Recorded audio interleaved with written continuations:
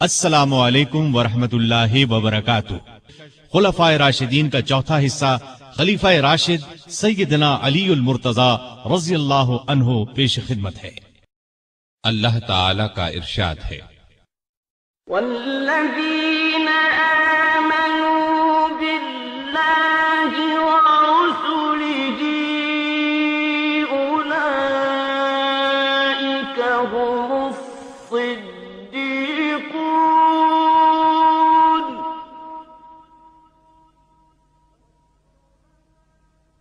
والشہداء عند ربهم لهم أجرهم ونورهم۔ وہ لوگ جو اللہ اور اس کے رسولوں پر ایمان لائے ہیں، یہی تو وہ ہیں جو ان کے پروردگار کے نزدیک صدیق اور شہید ہیں، ان کے لیے اجر و ثواب ہوگا۔ ارشاد نبوی ہے، اے علی، کیا تم اس پر راضی نہیں کہ تمہیں میرے ساتھ وہی نسبت ہو جو ہارون علیہ السلام کو موسیٰ علیہ السلام کے ساتھ تھی؟ البتہ میرے بعد کوئی نبی نہیں ہوگا۔ جماعت اصحاب روشن ستارے ہیں، آسمان پر موجود ستاروں کی روشنی کم و بیش ہے۔ یہی مثال صحابہ کرام رضی اللہ عنہم کی ہے، لیکن ہیں سبھی روشن۔ ان میں سب سے نمایاں، سب سے روشن اور سب سے تابناک بہرحال پہلے چار صحابہ رضی اللہ عنہم ہی ہیں۔ یہی پہلے چار اصحاب خلفائے راشدین ہیں۔ عشرہ مبشرہ میں بھی سب سے پہلے انہی کا نام ہے۔ یوں تو اللہ تعالیٰ نے قرآن مجید میں رسول کریم صلی اللہ علیہ وسلم کے سارے ہی صحابہ کو جنت کی بشارت دی ہے، پھر ان صحابہ کا درجہ سب سے بلند بتایا جنہوں نے اسلام لانے میں پہل کی، اللہ کے راستے میں ہجرت کی، کافروں سے جہاد کیا۔ سیدنا علی رضی اللہ عنہ ایسے ہی صحابہ میں شامل ہیں۔ انہیں یہ عزت بھی حاصل ہے کہ وہ بدری صحابی ہیں۔ اللہ تعالیٰ نے بدری صحابہ کی سب خطائیں معاف کر دی۔ علی بیعت رضوان کرنے والوں میں بھی شامل تھے کہ جن کو اللہ تعالیٰ نے واضح الفاظ میں اپنے راضی ہونے کی خوشخبری دی ہے، پھر انہیں شہادت بھی نصیب ہوئی۔ مسلمانوں کا ایمان ہے کہ راہ حق میں شہید جنتی ہیں۔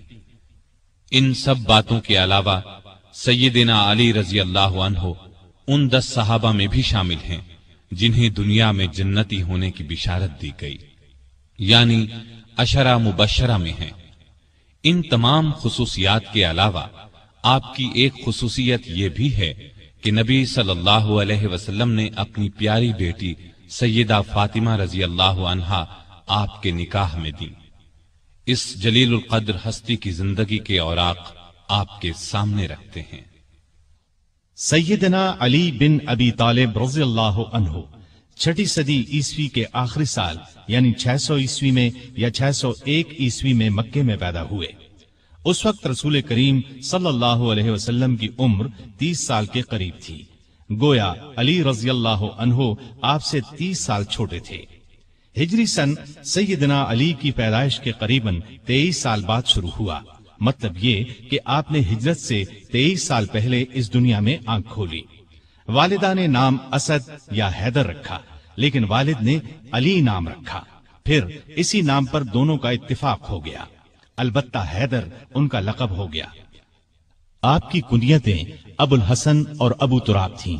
ابو تراب کی کنیت نبی کریم صلی اللہ علیہ وسلم نے عطا فرمائی۔ آپ کے لقب اسد، مرتضی اور حیدر ہیں۔ سیدنا علی رضی اللہ عنہ رسول کریم صلی اللہ علیہ وسلم کے سگے چچا ابو طالب کے بیٹے تھے۔ ان کا خاندان وہی تھا جو آپ کا تھا، اور یہ قبیلہ قریش کا سب سے زیادہ عزت والا گھرانہ تھا۔ یہ گھرانہ بنو ہاشم کہلاتا تھا۔ گویا نبی کریم صلی اللہ علیہ وسلم بھی ہاشمی تھے اور سیدنا علی بھی ہاشمی تھے۔ سیدنا علی کے والد کا نام تو عبد مناف تھا، لیکن وہ اپنی کنیت ابو طالب سے مشہور تھے۔ رسول کریم صلی اللہ علیہ وسلم کے والد جناب عبداللہ ان کے سگے بھائی تھے۔ ان کا نسب اس طرح ہے: ابو طالب بیٹے تھے عبد المطلب کے، عبد المطلب بیٹے تھے ہاشم کے، ہاشم بیٹے تھے عبد مناف کے، اور عبد مناف بیٹے تھے قصی کے۔ ابو طالب مکے کے بزرگ اور سردار تھے، رسول اللہ صلی اللہ علیہ وسلم پر جان چھڑکتے تھے، آپ کو اپنی اولاد سے بھی زیادہ چاہتے تھے۔ آپ 25 سال کی عمر تک ابو طالب کے ساتھ ہی رہے، پھر ان کی اجازت سے مکے کی ایک نیک خاتون سیدہ خدیجہ رضی اللہ عنہا سے شادی کر لی اور الگ رہنے لگے۔ آپ نے نبوت کا اعلان کیا تو قریش جان کے دشمن بن گئے، لیکن یہ ابو طالب ہی تھے جو آپ کی حمایت میں اٹھ کھڑے ہوئے، ہر طرح سے آپ کا ساتھ دیا۔ علی رضی اللہ عنہ کی والدہ کا نام فاطمہ رضی اللہ عنہا تھا، وہ بھی ہاشمی تھیں، یہ آپ پر ایمان لے آئی تھیں، یہ بھی آپ سے حد درجے محبت کرتی تھیں۔ انہوں نے ہجرت بھی کی اور ہجرت کے 4 یا 5 سال بعد وفات پائی۔ سیدنا علی کوئی 5 برس کے تھے کہ ملک میں قحط پڑ گیا۔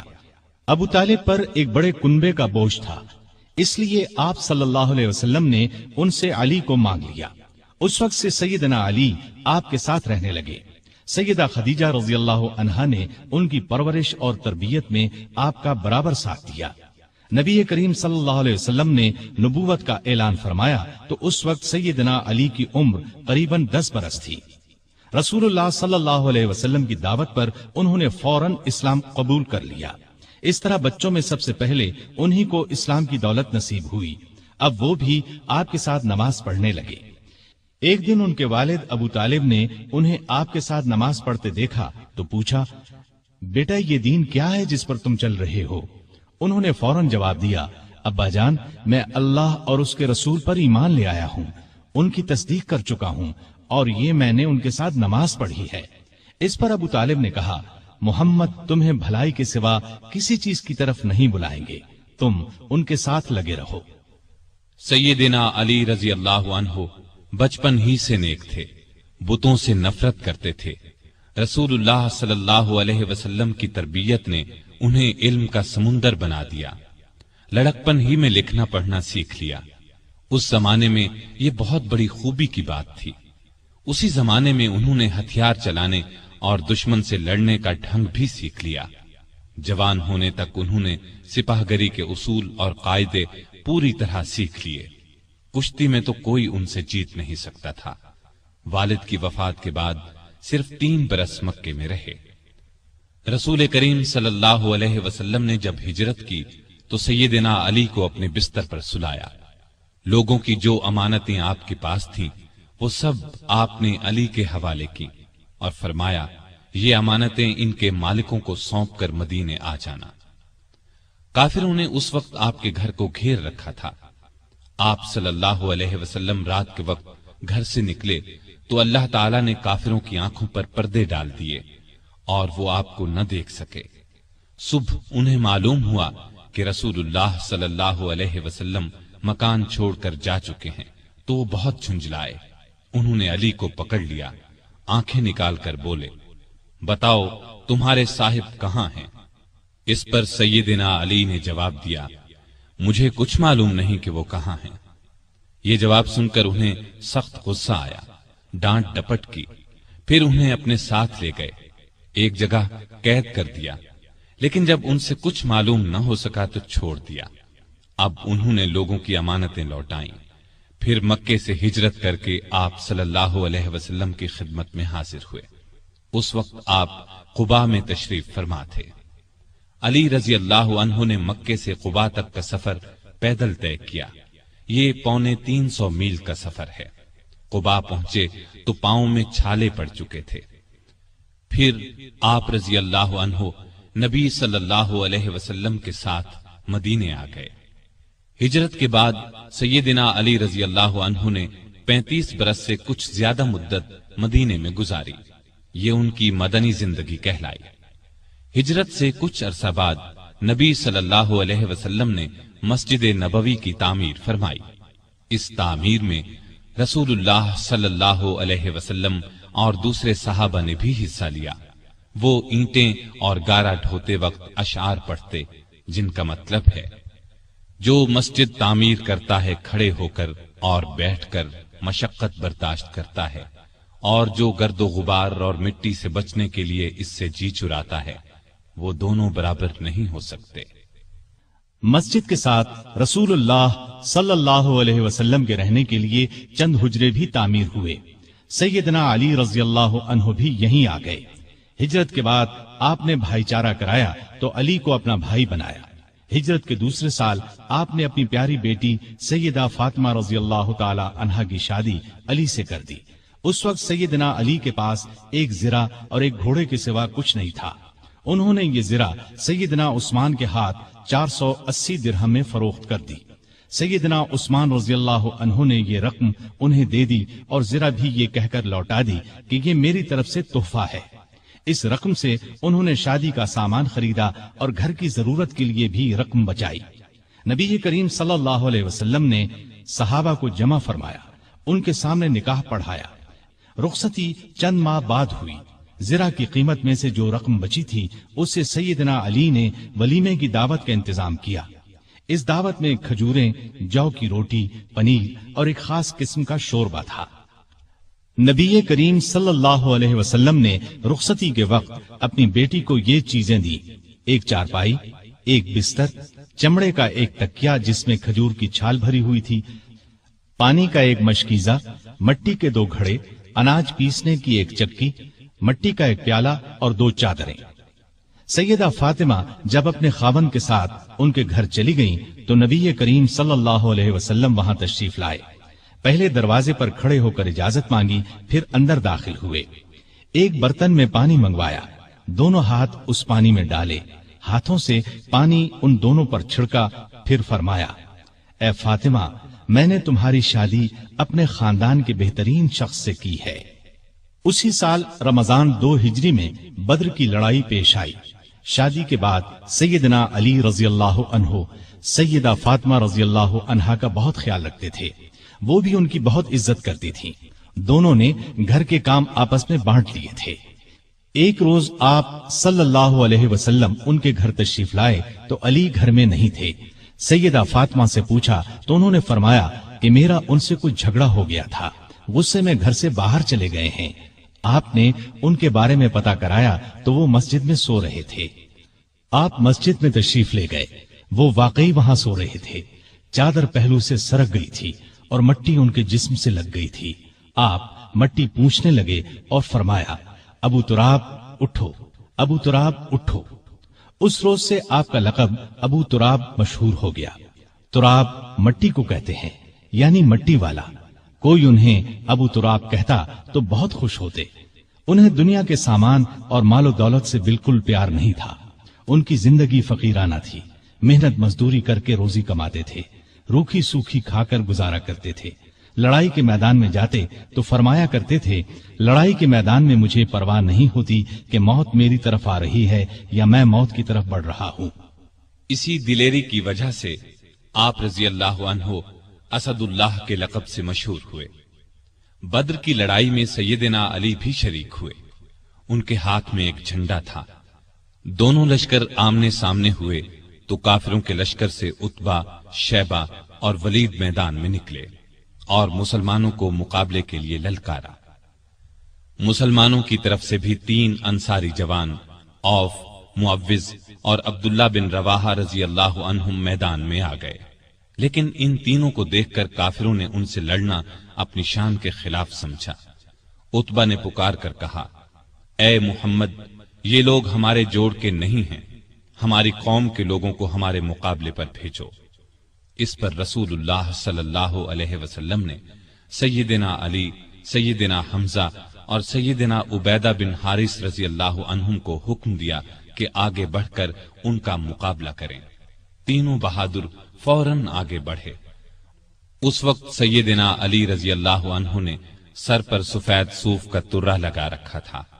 ان کا سامنا ولید سے ہوا، سیدنا حمزہ کا عتبہ سے اور سیدنا عبیدہ کا شیبہ سے ہوا۔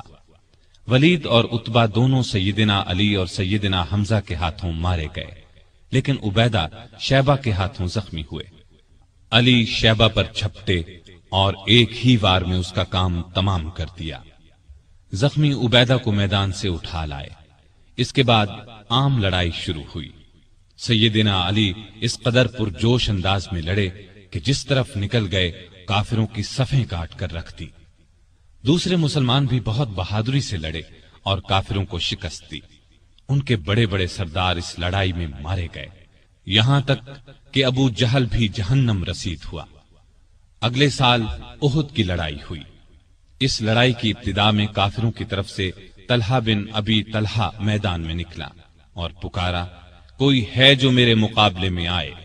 ये सुनकर सैयदना अली दौड़कर उसके मुकाबले में आ गए और एक ही वार में उसे ढेर कर दिया। फिर तलहा का एक भाई अबू सईद निकला। सैयदना अली ही ने उस पर भी तलवार का एक वार किया। वो जमीन पर गिर पड़ा और साद बिन अबी वकास के हाथों मारा गया। फिर काफिरों के लश्कर से उनका सबसे बड़ा बहादुर अरतात निकला।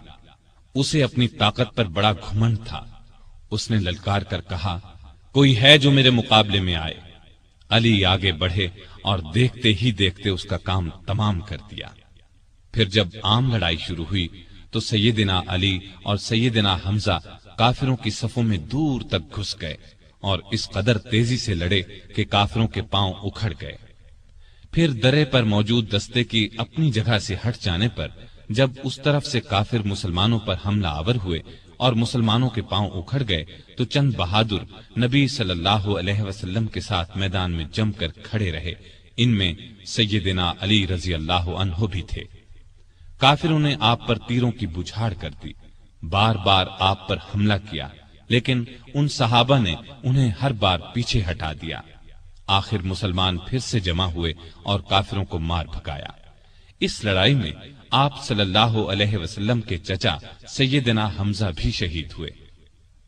उस रोज सैयदना अली रजी अल्लाह अन्हु के हाथों कई काफिर मारे गए। इस मुहिम के शुरू होने से आखिर तक सैयदना अली रजी अल्लाह अन्हु आप सल्लल्लाहु अलैहि वसल्लम के साथ रहे। गज़वा-ए खंदक में अरब के नामी बहादुर अब्द वद ने जब खंदक पार कर ली तो सैयदना अली रजी अल्लाह अन्हु उसके मुकाबले में आए। वो बहुत बहादुर समझा जाता था। उसके बारे में ख्याल किया जाता था कि वो 1000 सवारों के बराबर है। इसलिए आप सल्लल्लाहु अलैहि वसल्लम ने अली रजी अल्लाह अन्हु से फरमाया, अली तुम बैठ जाओ, और फरमाया ये अब्द वद है। उसने फिर ललकारा। सैयदना अली फिर उठकर आगे बढ़े। आपने इस बार भी बिठा दिया। तीसरी बार फिर उसने मुसलमानों को ललकारा। इस बार सैयदना अली रजी अल्लाह अन्हु ने अर्ज किया, ए अल्लाह के रसूल सल्लल्लाहु अलैहि वसल्लम, मैं जानता हूं ये अब्द वद है, आप मुझे इससे मुकाबले की इजाजत दें। अब आप सल्लल्लाहु अलैहि वसल्लम ने इजाजत दे दी। अपनी तलवार हजरत अली रजी अल्लाह अन्हु को इनायत फरमाई।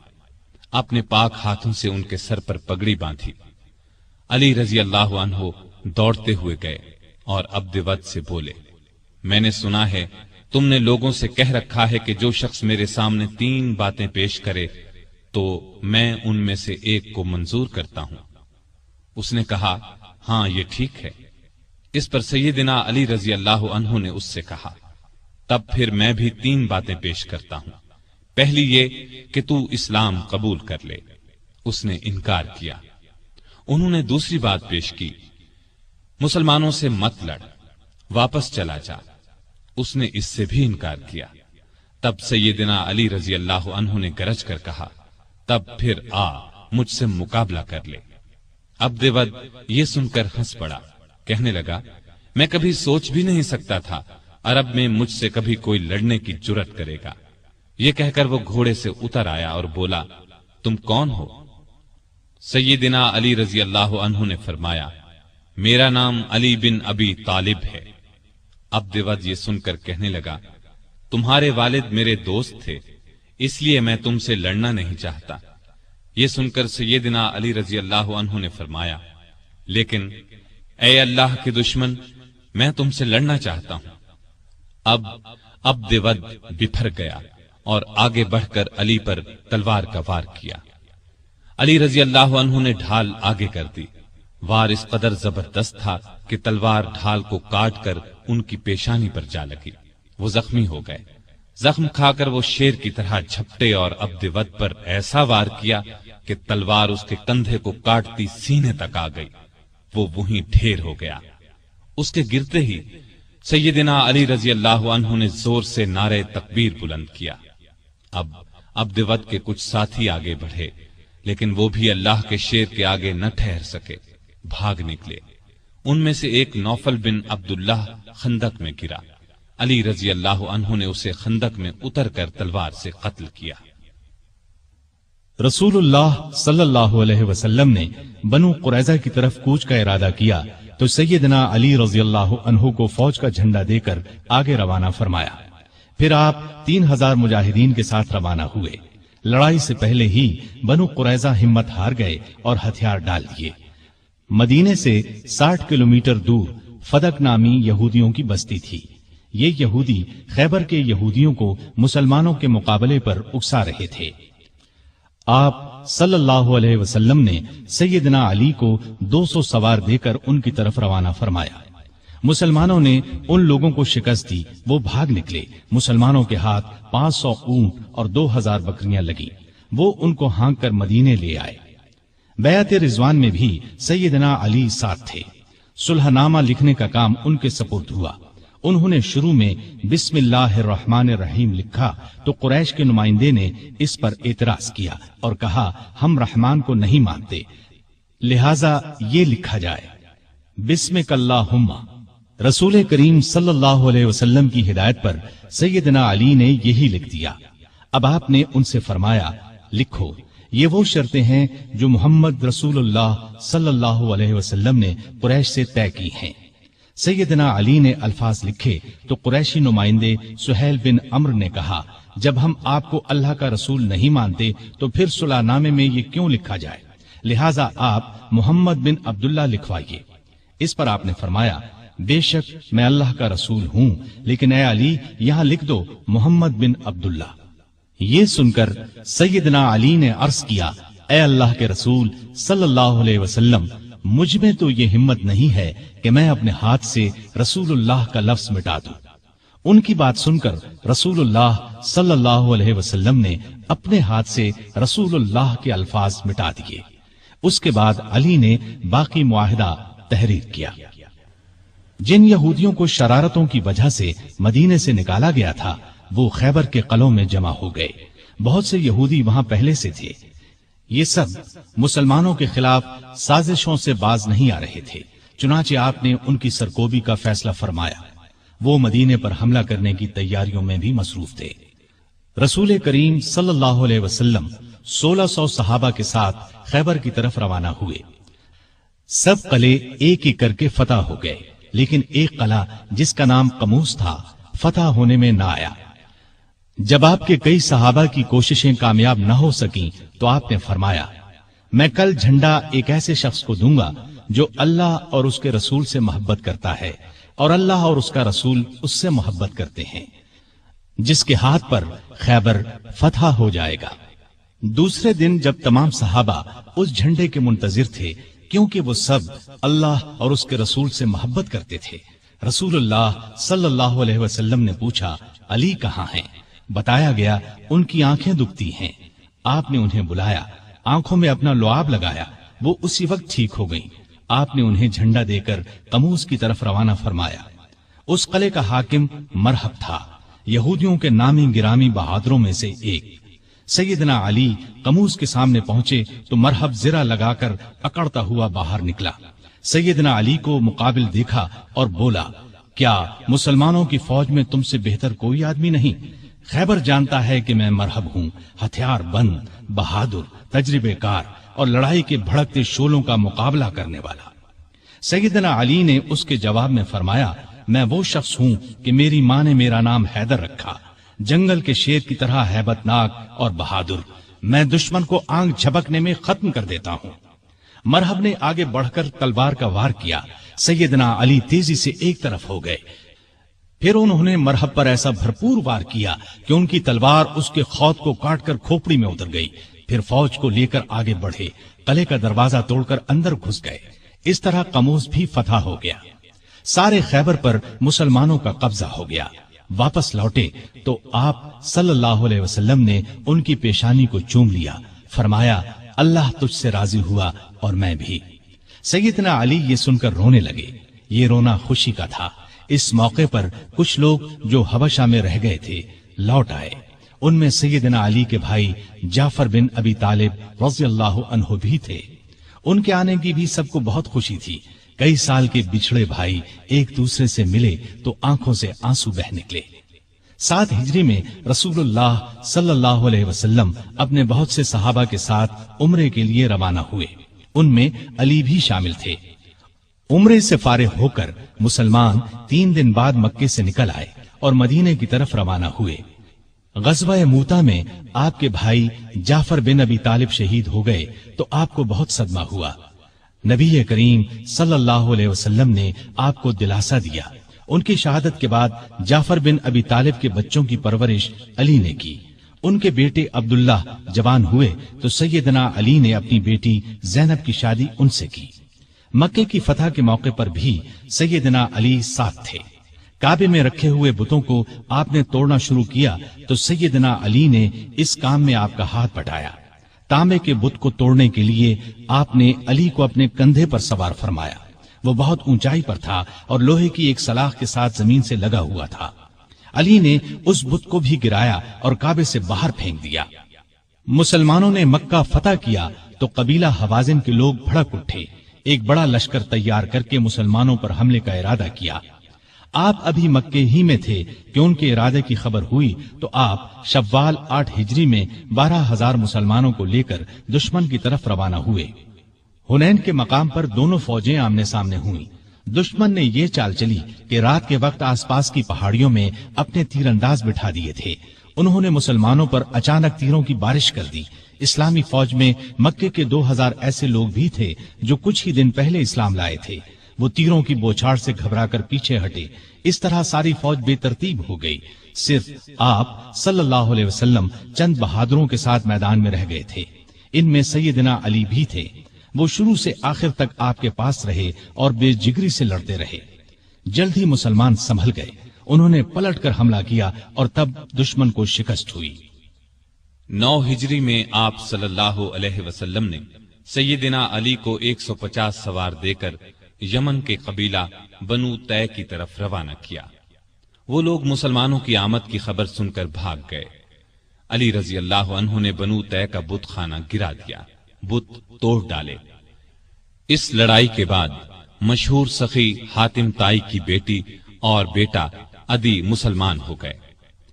फतह मक्का के बाद यह खबर सुनने में आई कि रोम का बादशाह मुसलमानों पर हमला करने के लिए पर तोल रहा है। नबी सल्लल्लाहु अलैहि वसल्लम ने खुद आगे बढ़कर इसे रोकने का फैसला किया। आप सल्लल्लाहु अलैहि वसल्लम ने इस मौके पर सैयदना अली को अपना कायम मकाम बनाया और खुद 30,000 फौज लेकर रवाना हुए। बाज मुनाफिकीन ने अली को ताना दिया कि वो जंग से बचने के लिए नहीं गए। इस पर उन्हें रंज हुआ। हथियार लगाकर रवाना हुए, लश्कर तक पहुंच गए।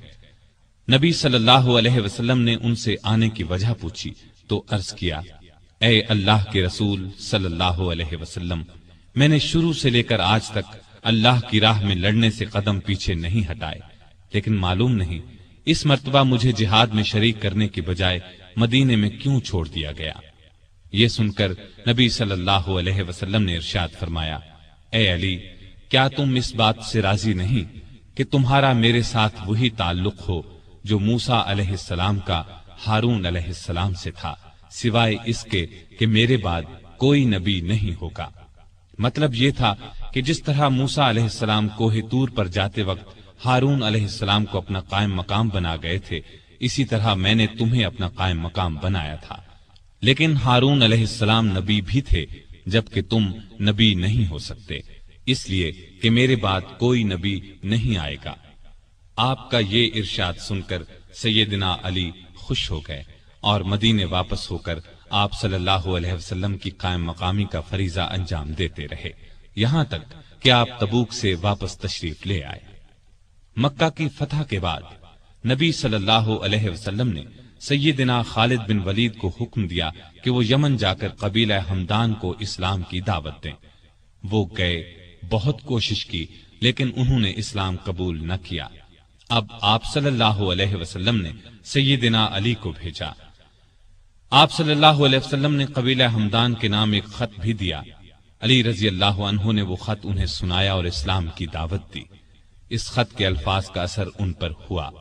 پھر سیدنا علی نے جو ان کے سامنے واز کیا وہ بھی بہت اثر انگیز تھا، چنانچہ ان لوگوں نے اسلام قبول کر لیا۔ سیدنا علی رضی اللہ عنہ نے یہ خبر آپ صلی اللہ علیہ وسلم کو بھیجی۔ نبی صلی اللہ علیہ وسلم نے سجدہ شکر ادا کیا اور فرمایا، ہمدان کے لوگوں پر سلامتی ہو، ہمدان کے لوگوں پر سلامتی ہو۔ ہجرت کے 10ویں سال نبی صلی اللہ علیہ وسلم نے علی رضی اللہ عنہ کو ایک اور قبیلے مزہج کی طرف روانہ فرمایا تاکہ انہیں اسلام کی دعوت دی جائے۔ آپ صلی اللہ علیہ وسلم نے ہدایت فرمائی کہ اس وقت تک تلوار نہ اٹھائی جائے جب تک تم پر کوئی حملہ نہ کرے۔ سیدنا علی رضی اللہ عنہ 300 سواروں کے ساتھ مزہج کے علاقے میں پہنچے۔ وہ لوگ لڑنے پر تلے ہوئے تھے، چنانچہ زبردست مارکا ہوا۔ آخر وہ لوگ بھاگ نکلے۔ اس کے بعد قبیلے کے سردار اور بہت سے دوسرے لوگ خود علی رضی اللہ عنہ کی خدمت میں حاضر ہوئے اور مسلمان ہو گئے۔ نبی صلی اللہ علیہ وسلم نے علی کو وہاں کا قاضی بھی مقرر فرمایا۔ آپ رضی اللہ عنہ چند ماہ وہاں رہے۔ اس دوران میں سیدنا علی رضی اللہ عنہ نے مقدمات کے فیصلے بھی کیے۔ ہجرت کے 10ویں سال رسول کریم صلی اللہ علیہ وسلم نے حج کیا۔ سیدنا علی بھی یمن سے آ کر اس یادگار حج میں شریک ہوئے۔ انہوں نے رسول اللہ صلی اللہ علیہ وسلم کے حکم پر قربانی کے اونٹوں کا گوشت تقسیم کیا۔ حج سے واپس آنے کے کچھ ہی عرصے بعد نبی صلی اللہ علیہ وسلم بیمار ہوئے۔ ہجرت کے 11ویں سال آپ صلی اللہ علیہ وسلم اس دنیا سے تشریف لے گئے۔ یہ صدمہ علی رضی اللہ عنہ کی زندگی کا سب سے بڑا صدمہ تھا۔ انہوں نے عباس رضی اللہ عنہ، ان کے 2 بیٹوں قسم اور فضل رضی اللہ عنہم اور ایک انصاری صحابی کے ساتھ مل کر آپ صلی اللہ علیہ وسلم کو غسل دیا۔ اس وقت انہوں نے نبی صلی اللہ علیہ وسلم کے جسم اطہر کو اپنے بدن سے لگا رکھا۔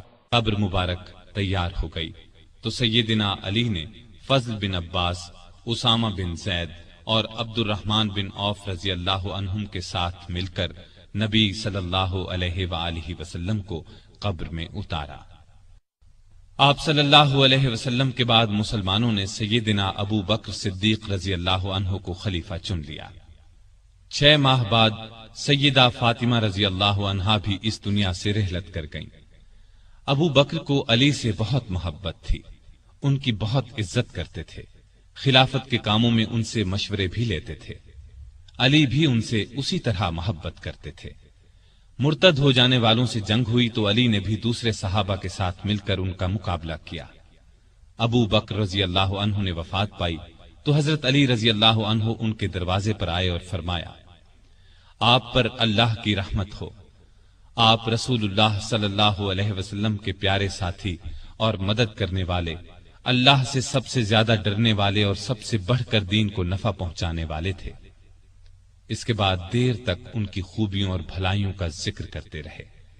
ابو بکر کی وفات کے بعد عمر فاروق رضی اللہ عنہ خلیفہ بنے۔ انہوں نے مجلس شورا قائم کی تو اس میں علی رضی اللہ عنہ کو بھی شامل کیا۔ ان کی خلافت کا زمانہ 10.5 برس تک رہا۔ اس زمانے میں بھی آپ رضی اللہ عنہ سے باقاعدہ مشورے لیے جاتے رہے۔ عمر فاروق رضی اللہ عنہ ان کے مشوروں کو بہت اہمیت دیتے تھے۔ جن جھگڑوں کا فیصلہ دوسرے صحابہ نہیں کر پاتے تھے وہ سیدنا علی رضی اللہ عنہ کے سامنے پیش کیے جاتے تھے۔ عمر فرمایا کرتے تھے، ہم میں سے سب سے بڑے قاضی علی رضی اللہ عنہ ہیں۔ ایک مرتبہ عمر رضی اللہ عنہ نے کوئی فیصلہ دیا تو علی نے اس کے خلاف رائے دی۔ عمر نے ان کی رائے کو درست قرار دیا۔ سیدنا عمر کے دل میں علی کی نہ صرف بہت محبت تھی بلکہ وہ ان کی بہت عزت بھی کرتے تھے۔ انہیں علی پر پورا بھروسہ تھا۔ 16 ہجری میں بیت المقدس تشریف لے گئے تو سیدنا علی کو اپنا قائم مقام بنایا۔ سیدنا عمر کے زمانے میں سب سے بڑی لڑائی نہامند کی لڑائی سمجھی جاتی ہے۔ اس موقع پر ایرانیوں کا بہت بڑا لشکر جمع ہو گیا تھا۔ سیدنا عمر نے سیدنا علی کو مسلمانوں کے لشکر کا سپہ سالار بنانا چاہا، لیکن انہوں نے مدینے سے باہر جانے سے انکار کر دیا۔ پھر عمر نے خود سالار بن کر جانے کا ارادہ کیا تو سیدنا علی نے اس کا بھی مشورہ نہ دیا اور فرمایا آپ مدینے کو ہرگز نہ چھوڑیں۔ عمر رضی اللہ عنہ کو علی کا یہ مشورہ بھی ماننا پڑا۔ سیدنا عمر نے اپنی وفات سے پہلے خلافت کے لیے 6 صحابہ کے نام تجویز کیے تھے کہ مسلمان ان 6 میں سے کسی کو خلیفہ بنا لے۔ ان میں ایک نام علی کا تھا، دوسرا نام سیدنا عثمان کا تھا، باقی 4 نام یہ تھے: سعد بن ابی وقاص، عبد الرحمن بن عوف، زبیر بن عوام اور طلحہ بن عبید اللہ رضی اللہ عنہم۔ ان چاروں نے اپنے نام واپس لے لیے تو خلافت کے لیے صرف 2 نام رہ گئے، سیدنا عثمان اور سیدنا علی۔ ان لوگوں نے آخر سیدنا عثمان کے بارے میں فیصلہ دیا۔ اس طرح مسلمانوں کے تیسرے خلیفہ سیدنا عثمان ہوئے۔ اس دوران میں بھی ان دونوں کے تعلقات بہت خوشگوار رہے۔ سیدنا عثمان کو کوئی شرعی سزا دینے کا مسئلہ پیش آتا تو سیدنا علی کے ذریعے فیصلہ کراتے۔ ہر سال حج کے لیے جاتے وقت سیدنا علی کو بھی ساتھ لے جاتے۔ علی نے ہمیشہ انہیں اچھے مشورے دیے۔ جس زمانے میں سیدنا عثمان کے خلاف سازش شروع ہوئی تو علی نے سازش کی آگ کو بجھانے کے لیے عثمان کو بہت مشورے دیے۔ مصر کے باغی مدینے پر چڑھائے تو سیدنا علی نے انہیں سمجھا بجھا کر واپس روانہ کیا۔ وہ لوگ تو سیدنا عثمان کے خون کے پیاسے تھے۔ رات کی تاریکی میں پھر لوٹ آئے۔ کوفے اور بصرے کے باغیوں نے بھی ان کا ساتھ دیا۔ انہوں نے سیدنا عثمان کے گھر کو گھیر لیا۔ اس وقت بھی سیدنا علی نے انہیں سمجھانے کی بہت کوشش کی، وہ نہ مانے تو اپنے بیٹوں سیدنا حسن اور سیدنا حسین رضی اللہ عنہما کو سیدنا عثمان کی حفاظت کے لیے ان کے دروازے پر مامور فرمایا۔ ایک مرتبہ بڑی مشکل سے سیدنا عثمان تک پانی پہنچایا۔ اس جھڑپ میں حسن زخمی ہوئے، پھر کچھ باغی دیوار پھاند کر اندر داخل ہوئے اور سیدنا عثمان کو شہید کر دیا۔ ان کی شہادت کے بعد مدینے کی حالت عجیب تھی۔ شہر پر ان باغیوں کا قبضہ تھا، ہر طرف افراتفری کا عالم تھا۔ لاکھوں مربع میل پر پھیلی ہوئی اسلامی سلطنت کا کوئی سربراہ نہیں تھا۔ ان سب کا خیال تھا کہ اس نازک وقت میں علی رضی اللہ عنہ ہی خلافت کے لائق ہیں۔ آخر سیدنا علی سے درخواست کی گئی کہ وہ خلافت کی ذمہ داری سنبھالے، لیکن انہوں نے صاف انکار کر دیا۔ ان کے انکار سے حالات اور بھی نازک ہو گئے، اس لیے کہ خلافت کی جگہ زیادہ دن تک خالی نہیں چھوڑی جا سکتی تھی۔ اب مہاجرین، انصار اور مدینے میں موجود تمام لوگوں نے سیدنا علی سے سخت اصرار کیا کہ وہ خلیفہ بننا منظور کر لیں۔ یہ درخواست کرنے والوں میں باغی بھی شامل تھے۔ آخر سیدنا علی کو ان سب کی بات ماننا پڑی اور خلافت کا بوجھ اٹھانے کے لیے تیار ہو گئے۔ چنانچہ سیدنا عثمان کی شہادت کے 3 دن یا 6 دن بعد مدینے میں موجود تمام لوگوں نے مسجد نبوی میں سیدنا علی کے ہاتھ پر بیعت کر لی۔ اس طرح وہ مسلمانوں کے چوتھے خلیفہ راشد بنے۔ وہ 4.25 سال تک خلیفہ رہے۔ اس ساری مدت وہ سخت مشکلات میں گھرے رہے۔ کوئی اور ہوتا تو شاید ہمت ہار جاتا، لیکن وہ اللہ کے بھروسے پر تمام مشکلات اور مصیبتوں کا آخری دم تک بڑے حوصلے اور پامردی کے ساتھ مقابلہ کرتے رہے۔ خلیفہ بنتے ہی سب سے پہلی مشکل یہ پیش آئی کہ عثمان کے قاتلوں کو کس طرح پکڑا جائے۔ سیدنا عثمان کی شہادت کوئی معمولی واقعہ نہیں تھی۔ جو ہی سیدنا عثمان کی شہادت کی خبر چاروں طرف پھیلی، لاکھوں مسلمان غم اور غصے سے تڑپ اٹھے۔ ہر طرف سے بس یہی آواز بلند ہونے لگی، عثمان کے خون کا بدلہ لیا جائے، ان کے قاتلوں کو پکڑ کر سخت سزا دی جائے۔ سیدنا علی رضی اللہ عنہ بھی قاتلوں کو پکڑنا چاہتے تھے، لیکن مشکل یہ تھی کہ جو لوگ سیدنا عثمان رضی اللہ عنہ کے مکان کو گھیرنے میں شریک تھے، ان کی تعداد ہزاروں میں تھی۔ ان میں سے قاتلوں کو تلاش کرنا آسان کام نہ تھا۔ کسی خاص شخص کے خلاف موقع کا کوئی گواہ موجود نہ تھا۔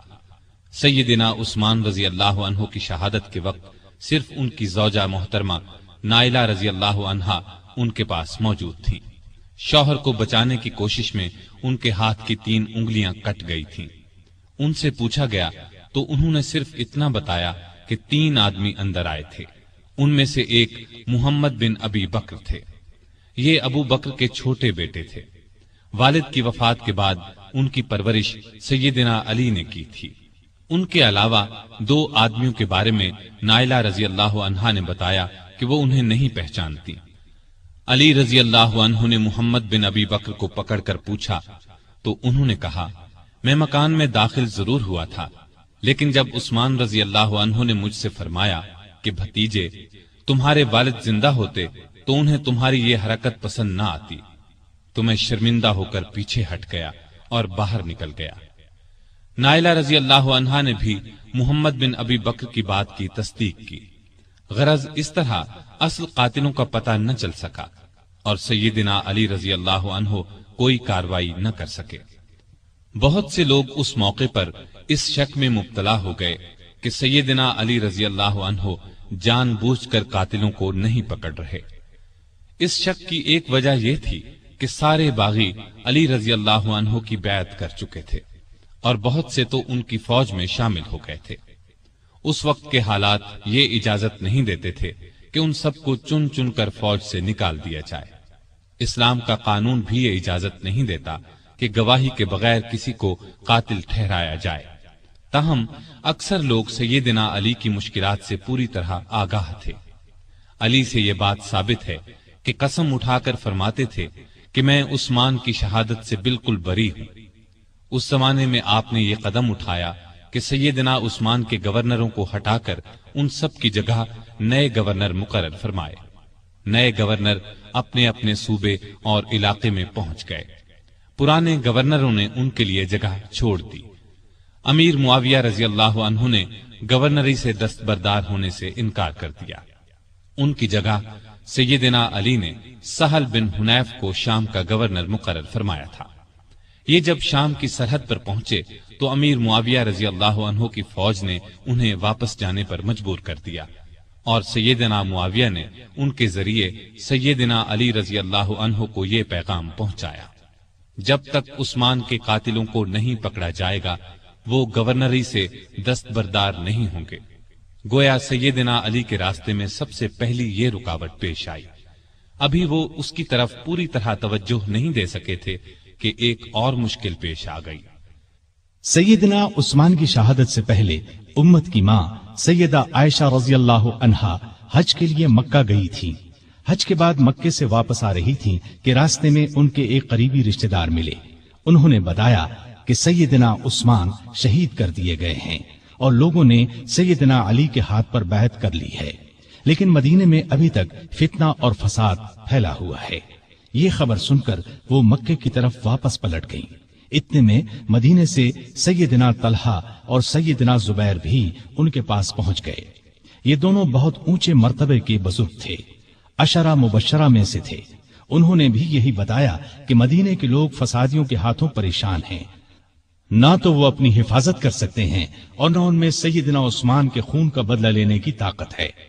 مکے کے لوگوں نے ام المومنین عائشہ رضی اللہ عنہا سے واپسی کا سبب پوچھا تو انہوں نے فرمایا، عثمان مظلوم شہید کر دیے گئے اور فتنہ دبتا ہوا نظر نہیں آتا ہے، اس لیے تم فتنے کو دور کرنے اور شہید خلیفہ کے قاتلوں سے بدلہ لینے کے لیے تیار ہو جاؤ، اسی طرح اسلام کی عزت بچائی جا سکتی ہے۔ اس پر ہزارہا مسلمان سیدہ عائشہ، زبیر اور طلحہ کے ساتھ ہو لیے۔ اس لشکر نے بصرہ پہنچ کر اس پر قبضہ کر لیا۔ جب سیدنا علی کو خبر ملی تو وہ بھی اپنا لشکر لے کر بصرہ کے قریب پہنچ گئے اور صلح کی کوشش شروع کر دی۔ دوسری طرف سیدہ عائشہ نے اپنے آنے کی وجہ بیان فرمائی، علی نے اپنی مجبوری اور مشکلات بیان فرمائی۔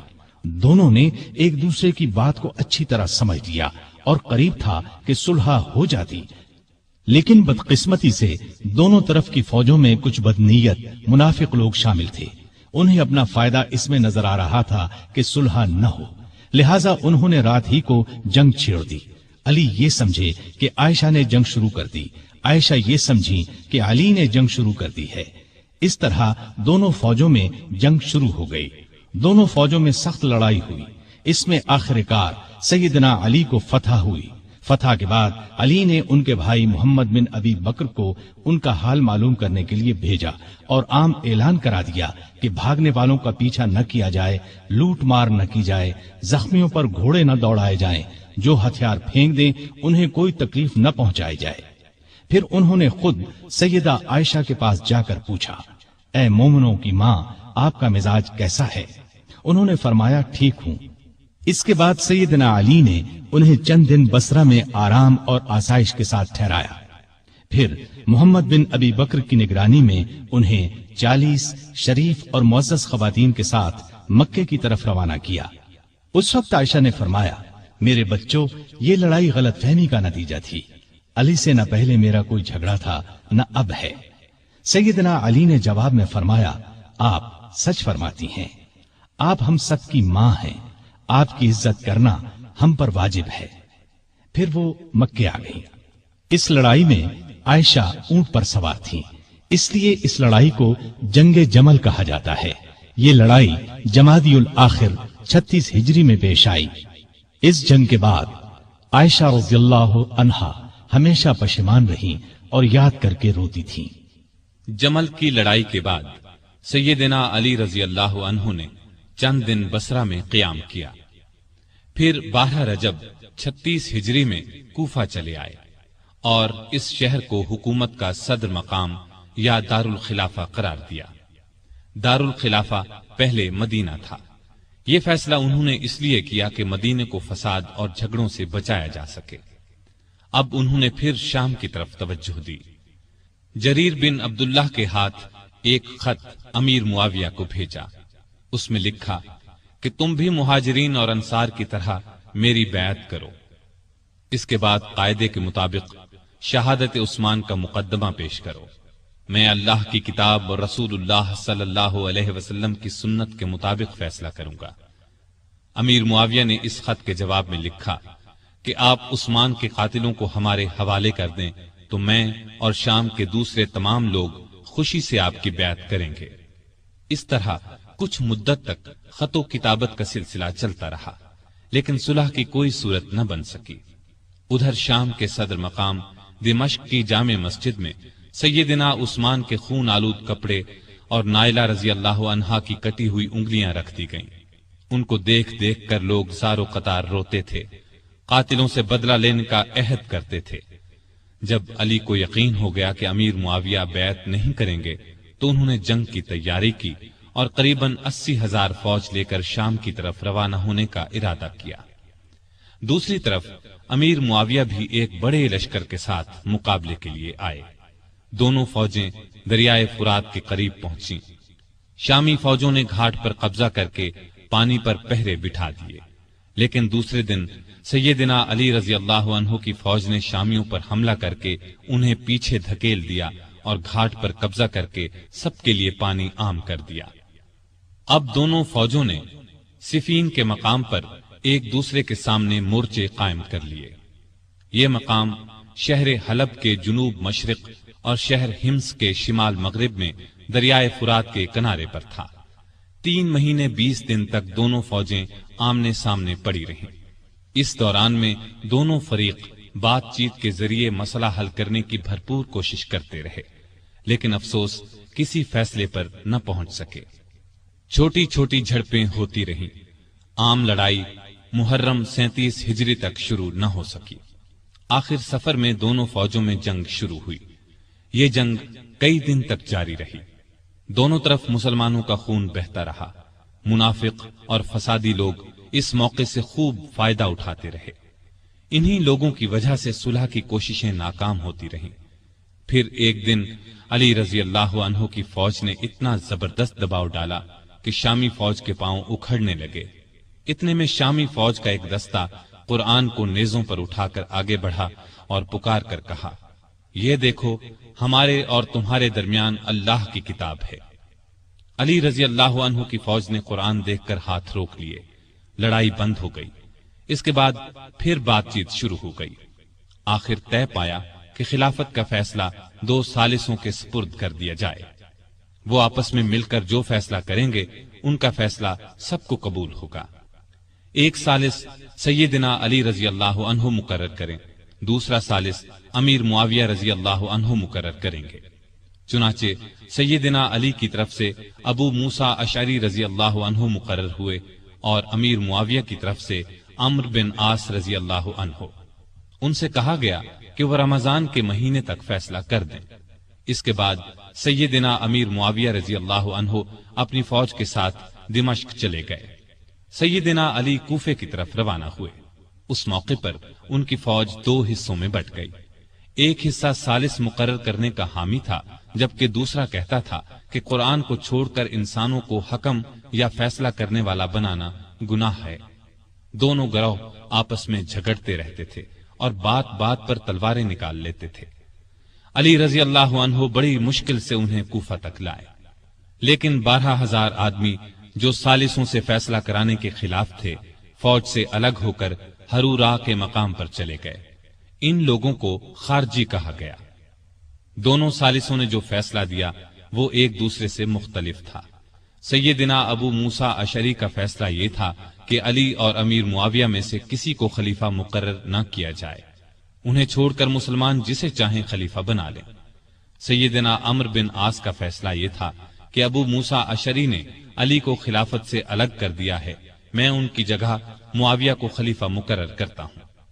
اس پر ہر طرف شور مچ گیا۔ سیدنا علی کے حامیوں نے یہ فیصلہ ماننے سے انکار کر دیا۔ اب پھر سیدنا علی فوج لے کر دمشق کی طرف بڑھنا چاہتے تھے کہ خارجیوں نے ہر طرف فساد مچا دیا۔ انہوں نے جتھے بنا کر لوگوں کو لوٹنا شروع کر دیا۔ آخر علی رضی اللہ عنہ پہلے ان کی طرف بڑھے۔ نہروان کے مقام پر شدید جنگ ہوئی، 4,000 خارجی مارے گئے۔ اس طرح خارجیوں کا زور ٹوٹ گیا، لیکن ان کی ٹولیاں آئے دن فتنہ برپا کرتی رہتی تھیں۔ دوسری طرف سیدنا امیر معاویہ نے عمرو بن عاص کو فوج دے کر مصر پر چڑھائی کر دی۔ وہاں علی کی طرف سے محمد بن ابی بکر گورنر تھے۔ انہوں نے شامی فوج سے شکست کھائی اور خود بھی گرفتار ہوئے، پھر قتل کر دیے گئے۔ مصر کے بعد شامی فوج نے حجاز، عراق اور یمن وغیرہ پر حملے شروع کر دیے۔ علی کو ملک کی اندرونی شورشوں کی وجہ سے اسلامی فتوحات کے دائرے کو بڑھانے کا موقع نہ مل سکا۔ پھر بھی 35 ہجری میں انہوں نے بحری راستے سے ہندوستان پر حملے کی اجازت دی۔ چنانچہ اس زمانے میں کوکن بمبئی پر کامیاب حملہ کیا گیا۔ یہ علاقہ اس وقت سندھ میں شامل تھا۔ نہروان کی لڑائی کے بعد سیدنا علی کا ارادہ شام پر حملہ کرنے کا تھا۔ انہوں نے جنگ کی تیاریاں شروع کر دی تھیں، لیکن دوسری طرف خارجیوں نے سازش تیار کی کہ علی، معاویہ اور عمرو بن عاص تینوں کو قتل کر دیا جائے۔ ان کے خیال میں امن اسی صورت میں قائم ہو سکتا تھا۔ چنانچہ اس کام کے لیے 3 آدمی مقرر ہوئے۔ عبد الرحمن بن ملجم نے علی کو، برق بن عبداللہ نے امیر معاویہ کو اور عمرو بن بکر نے عمرو بن عاص کو شہید کرنے کا ذمہ لیا۔ ان بدبختوں نے رمضان 40 ہجری میں ایک ہی روز فجر کی نماز کے وقت ان تینوں بزرگوں پر حملہ کرنے کا فیصلہ کیا۔ مصر کے گورنر عمرو بن عاص اس روز بیمار تھے۔ انہوں نے اس روز خارجہ بن حذافہ کو نماز پڑھانے کے لیے بھیجا، لہذا عمرو بن بکر نے ان کے دھوکے میں خارجہ بن حذافہ کو شہید کر دیا۔ دمشق میں برق بن عبداللہ نے امیر معاویہ پر حملہ اس وقت کیا جب وہ مسجد کے دروازے سے نکل رہے تھے۔ انہیں معمولی زخم آیا۔ کوفے میں عبد الرحمن بن ملجم ملعون سیدنا علی کے راستے میں چھپ کر بیٹھ گیا۔ جب وہ فجر کی نماز کے لیے مسجد کی طرف چلے تو ان پر تلوار کا وار کیا، سر پر شدید زخم آیا۔ ابن ملجم کو گرفتار کر لیا گیا۔ سیدنا علی نے اپنے بیٹوں حسن اور حسین کو بلا کر کچھ نصیحتیں کی اور اپنے قاتل کے بارے میں فرمایا، اسے کھانا کھلاؤ، پانی پلاؤ اور اچھی طرح رکھو۔ اگر میں اس زخم سے مر جاؤں تو اسے قتل کرنا، شریعت کا یہی حکم ہے۔ اس کے ناک اور کان وغیرہ نہ کاٹنا۔ اگر میں بچ گیا تو میری مرضی، چاہے اس سے بدلہ لوں یا معاف کر دوں۔ ابن ملجم کی تلوار زہر آلود تھی، وہ اس زخم سے شہید ہو گئے۔ انا للہ و انا الیہ راجعون۔ یہ رمضان کی 17، 18، 19، 20 یا 21 میں سے کوئی تاریخ تھی۔ ہجرت کا 40واں سال تھا اور ان کی عمر اس وقت 63 سال تھی۔ سیدنا علی کو اپنی خلافت کے زمانے میں سکون کا سانس لینا نصیب نہ ہوا، پھر بھی انہوں نے ملکی انتظامات کے سلسلے میں کوئی کسر اٹھا نہ رکھی۔ مزاج میں حد درجے سادگی تھی، اللہ کا خوف بے پناہ تھا۔ فقیرانہ زندگی بسر کی، गवर्नरों और अफसरों की सख्त निगरानी करते थे। किसी ओहदेदार के खिलाफ शिकायत मिलती तो उसके खिलाफ कार्रवाई करते। आपको अदल इंसाफ का हद दर्जे ख्याल था। सबसे पूरा इंसाफ करते थे, यहाँ तक कि अपनी जात से भी इंसाफ करते। हर एक के लिए उनका दरवाजा हर वक्त खुला रहता था। बिला रोक टोक कोई भी उनके पास आ सकता था। रियायत पर बहुत मेहरबान थे। उनकी बेहतरी के लिए जो हो सकता था करते थे। बाजारों में गश्त करते थे। बैतुल माल में जो रकम जमा होती थी खुले दिल के साथ गरीबों, मिस्कीनों और दूसरे हकदारों में तकसीम फरमा देते। गैर मुस्लिमों के साथ भी अच्छा बर्ताव करते थे। बसरे के गवर्नर उस्मान बिन हुनैफ ने किसी अमीर आदमी की दावत कबूल कर ली। आपको इत्तला मिली तो उसे लिखा, ऐ इब्ने हुनैफ, मैंने सुना है कि बसरे के एक दौलतमंद ने तुम्हें बड़ी शानदार दावत दी। तुमने ये दावत कबूल कर ली और किस्म किस्म के खाने बड़े इत्मीनान और बड़े मजे से खाए। मुझे तुमसे ये उम्मीद नहीं थी कि तुम इस किस्म की दावतों में शरीक हुआ करोगे जिनमें गरीबों को पूछा तक नहीं जाता। अपने हक से ज्यादा बैतुल माल से एक पैसा भी लेना हराम समझते थे। मुल्क की हिफाजत के लिए छोटी बड़ी फौजी छावनियां कायम की, कई मजबूत किले बनवाए, दरियाए फुरात पर एक पुल बनवाया, बाज जगहों पर मस्जिदें भी बनवाई। उम्र भर किसी न किसी सूरत दीन की खिदमत करते रहे। काफिरों के खिलाफ तमाम बड़ी बड़ी लड़ाइयों में रसूलुल्लाह सल्लल्लाहु अलैहि वसल्लम के साथ रहे। हर लड़ाई में जान हथेली पर रखकर लड़े। यमन के हजारों लोगों को अपनी कोशिशों से मुसलमान बनाया। उनको एक बार इत्तिला मिली कि कुछ लोग हैं जो उन्हें माबूद मानते हैं। आपने उन लोगों को पकड़वाया और सख्त सजा दी। अलबत्ता जिन लोगों ने तौबा की उन्हें छोड़ दिया। सैयदना अली रजी अल्लाह अन्हु ने मिसाली जिंदगी बसर की। तमाम जिंदगी मामूली से मकान में रहे। दरवाजे पर कोई दरबान नहीं होता था। शान और शौकत से नफरत थी। कपड़ों में पैबंद लगे होते, पैबंद खुद ही लगा लेते। दुकानदारों को चेक करते थे। अपना वजीफा और दूसरी आमदनी खैरात कर देते थे। एक दिन अपने खादिम कंबर को बाजार ले गए। अपने लिए मोटा झूठा कपड़ा खरीदा, उसके लिए कीमती। उसने कहा, मेरे लिए ऐसे कपड़े की क्या जरूरत थी? आपने फरमाया, भाई तुम जवान हो, तुम्हारे लिए अच्छा कपड़ा होना चाहिए। मेरा क्या है, बूढ़ा हूं, बाजार से सौदा खुद लाते। जरीर नामी शख्स ने आपके दस्तरखान पर सादा खाना देखकर कहा, आपको परिंदों का गोश्त पसंद नहीं? आपने फरमाया, खलीफा को मुसलमानों के माल में सिर्फ 2 प्यालों का हक है, एक खुद खाए या अपने बच्चों को खिलाए, दूसरा अल्लाह की मखलूक के सामने पेश कर दे। ईद से चंद रोज पहले किसी ने आपके कपड़ों में पैबंद देखकर कहा, अमीरुल मोमिनीन, आप 2 दिरहम में एक नया जोड़ा क्यों नहीं खरीद लेते? आपने फरमाया, मुझे शर्म आती है कि मैं नए कपड़े पहनूं और कूफे में हजारों आदमियों ने पुराने कपड़े पहन रखे हों। कहीं से माल आता तो तमाम का तमाम तकसीम कर देते। उसमें से अपने लिए कोई खास चीज लेते, न रिश्तेदारों को उनके हिस्से से ज्यादा देते। एक मर्तबा आपकी जिराह गुम हो गई। चंद दिन बाद वो जिराह एक यहूदी के पास नजर आई। आपने उससे कहा, ये जिराह मेरी है, तुम्हारे पास कहां से आ गई? उसने कहा, नहीं, जिराह मेरी है। सैयदना अली रजी अल्लाह अन्हु अमीरुल मोमिनीन थे। चाहते तो उससे जबरदस्ती ले सकते थे, लेकिन उन्होंने ऐसा नहीं किया।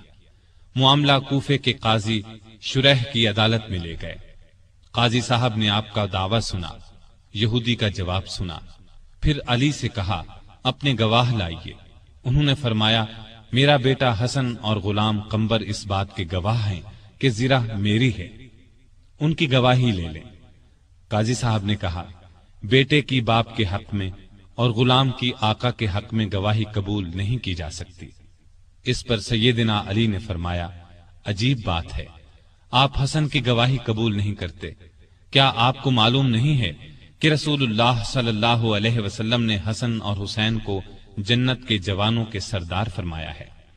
काजी साहब ने कहा, मुझे ये बात मालूम है, लेकिन मैं हसन की गवाही नहीं लूंगा।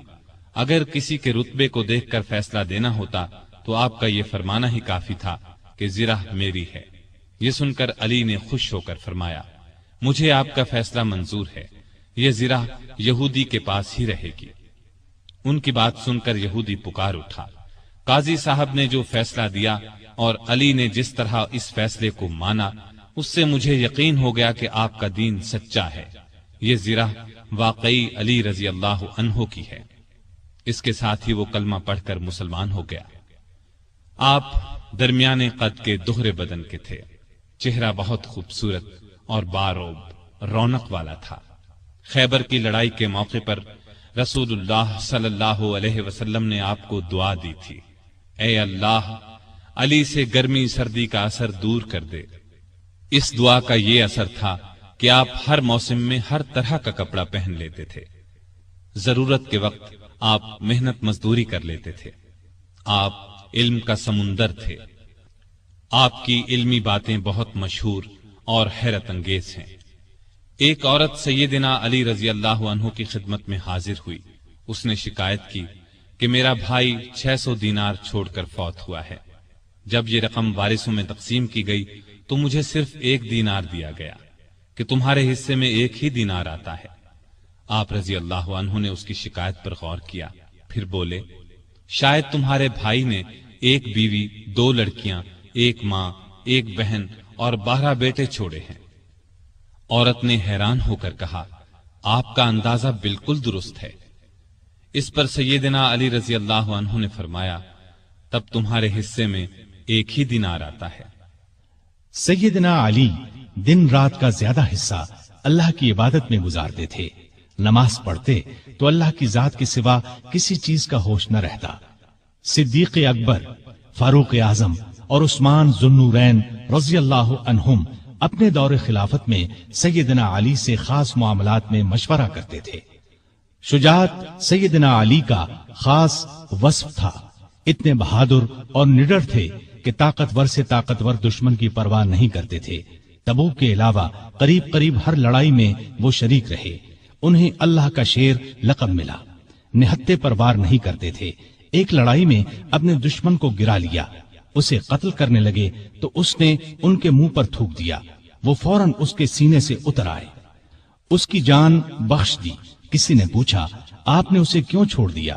فرمایا، میں تو اس سے اللہ کے لیے لڑ رہا تھا، اس نے جو حرکت کی تو اس پر مجھے غصہ آ گیا۔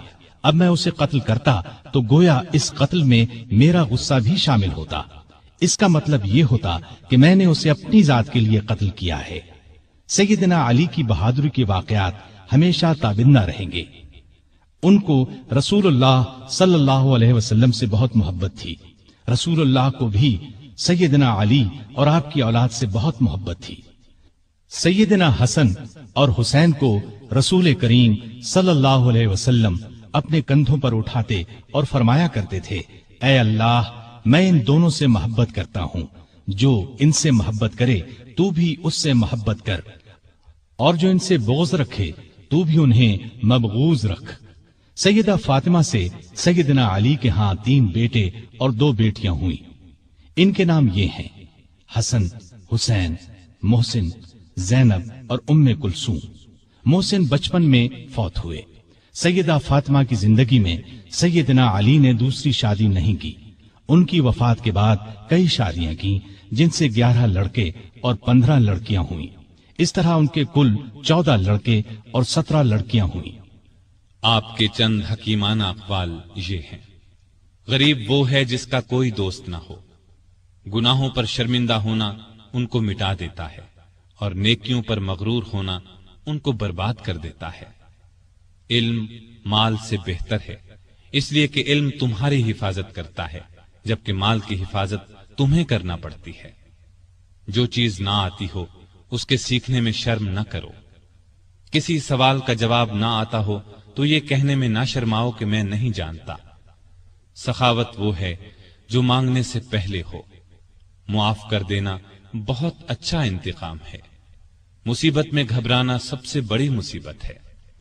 لالچ سے کچھ روزی بڑھ نہیں جاتی، لیکن انسان کی قدر گھٹ جاتی ہے۔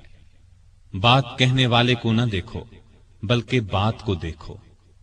نیکی کی کوئی قدر کرے نہ کرے، تم نیکی کیے جاؤ۔ سخت ترین گناہ وہ ہے جو کرنے والے کے نزدیک معمولی ہو۔ مصیبتوں کا مقابلہ صبر سے کرو اور نعمتوں کی حفاظت شکر سے کرو۔ اللہ تعالیٰ ان پر اپنی رحمتیں نازل فرمائے، آمین۔